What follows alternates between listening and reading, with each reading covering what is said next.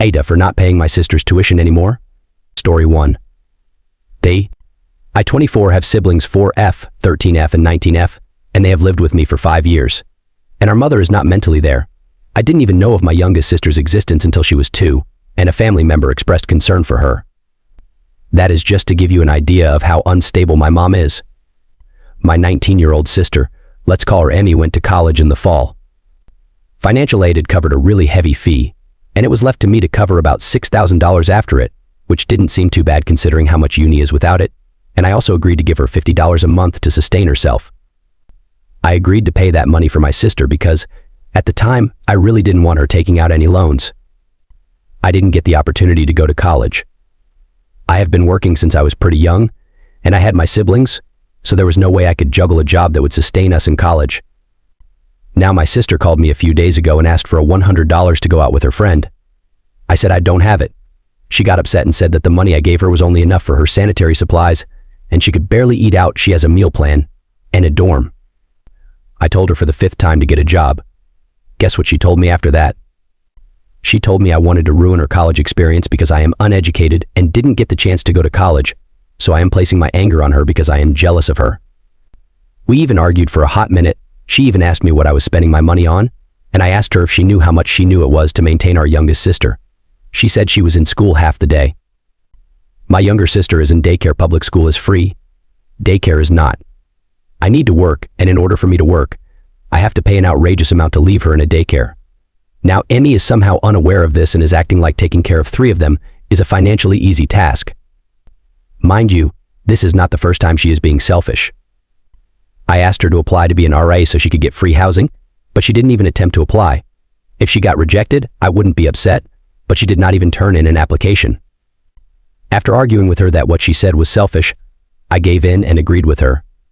I told her I was so jealous that I was not going to pay for tuition ever again, and when she comes home, she can get a summer job to maintain herself or take out a loan. I don't know why I am working myself thin and exhausting myself for someone who doesn't even appreciate it. I told her I wasn't joking and was dead serious and hung up. She sent me some apologies after. Am I being an asshole and cutting her off? She will still always have a place in my home. I am not leaving her homeless? Or is she just a teenager and I am being childish? P.S. I understand that me taking in my sibling was my choice, but it wouldn't hurt to receive some thanks for the amount of work I do for them. Our advice. It sounds like you've been incredibly supportive of your siblings, especially given the circumstances with your mother. It's clear you've made many sacrifices to provide for them and ensure their well-being. Your decision to cover your sister's tuition fees initially was a generous one, considering your own circumstances. However, it's also important for your sister to understand the financial strain you're under and to appreciate the sacrifices you've made for her and your other siblings. Her reaction to your suggestion for her to get a job and her accusation of jealousy were unfair and ungrateful. That being said, cutting off her tuition payments abruptly might not be the best solution. It's understandable that you feel frustrated and unappreciated, but it's crucial to communicate your feelings to your sister in a calm and constructive manner. Maybe you could have a heart-to-heart conversation with her, explaining your financial situation and how her comments hurt you. You can also express your expectations for her to contribute more responsibly to her own expenses, such as getting a part-time job or applying for opportunities like becoming an RA. It's important to find a balance between supporting your sister and setting boundaries. Let her know that while you won't be paying her tuition anymore, you'll still be there to support her in other ways, and that she's always welcome in your home. Ultimately, it's about fostering a sense of responsibility and gratitude while maintaining a supportive environment for your family. First comment. Bo, NTA. You made the decision to take in your siblings and you are providing for them. That doesn't mean you have to provide your adult sister with luxuries. $50 a month is very little. It's also free money she's getting in return for literally nothing. Nobody owes her fun money. You don't even owe her tuition.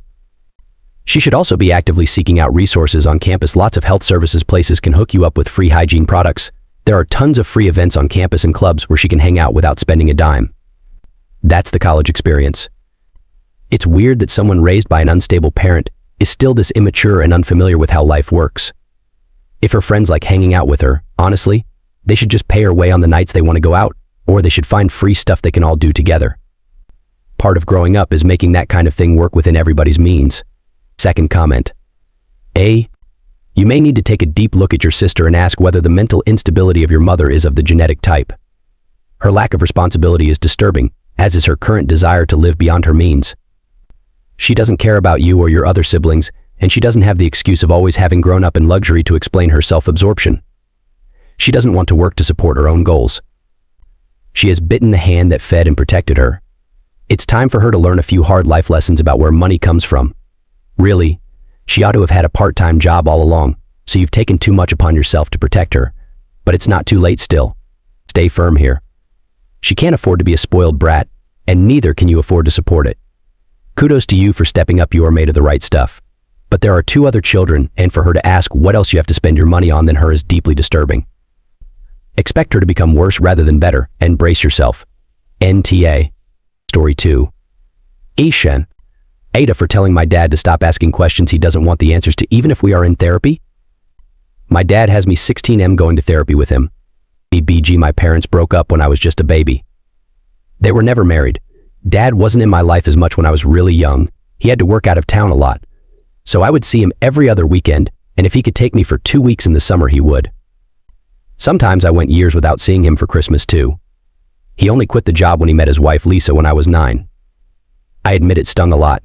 They got married fast, 8 months of dating, and I was 10 when Lisa was pregnant for the first time. My mom ended up having a brain aneurysm the day Lisa had their first kid. My dad was told, and he said he couldn't make it because Lisa was showing signs of early labor. He wanted me to be brought to them, but I refused to go, and I told him Mom was dying and I needed him. He told me he couldn't leave Lisa or miss seeing the baby be born. But he said he wanted me by his side, so come to him. I ended up staying. He didn't come. My mom died the same day his second kid was born. Then he tried to take me to the hospital to see the baby like 12 hours after I lost my mom, and he talked non-stop about the baby. I told him I'd never forgive him. And I haven't.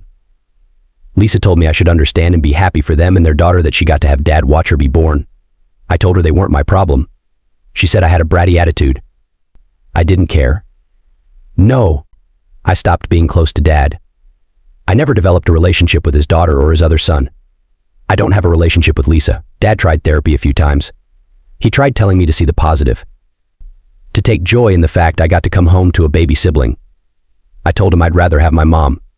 I told him I wanted my dad with me in the worst moment of my life. But his wife and new kid were more important. Over the years, he told me he wanted things to get better, but I didn't. A few months ago, Lisa said I should live with my grandparents or my aunt out of state if I feel this way. I said I agreed. Dad thought I was joking, and it took him 2 months to realize I was serious, and he brought me to therapy. The question started, don't I love them, him, Lisa and the kids? Don't I want us to move past all this? No is the answer to both, except for maybe loving Dad, but I'm also angry at him. Then he asked me if I really wanted to move out. Yes. Then it was imagine how Lisa and the kids feel. I don't care. The therapist lets him ask and lets me answer. They never really say much. He asked me if I cared about his other kids at all, and I said no. He got so distressed and agitated, and I told him to stop asking questions he doesn't want the answers to, even if we are in therapy. He told me I'm not even trying, and I told him I had told him that already. He said therapy is about asking questions and working through things, and I'm not behaving the way I should. AITA? Paid our advice. The Crow. You're not the asshole for being honest about your feelings, especially in therapy where openness is crucial. It's important for your dad to understand that your emotions are valid and complex, and pressuring you to feel differently isn't helpful. Prioritize your well-being and communicate your boundaries clearly.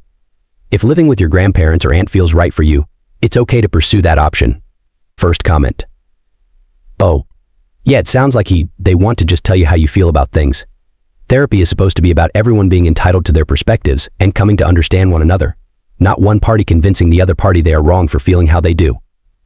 Sounds like he has not taken responsibility for his mistakes. Without an apology acknowledgement of the problems here, you can rightfully expect him to continue his hurtful behavior.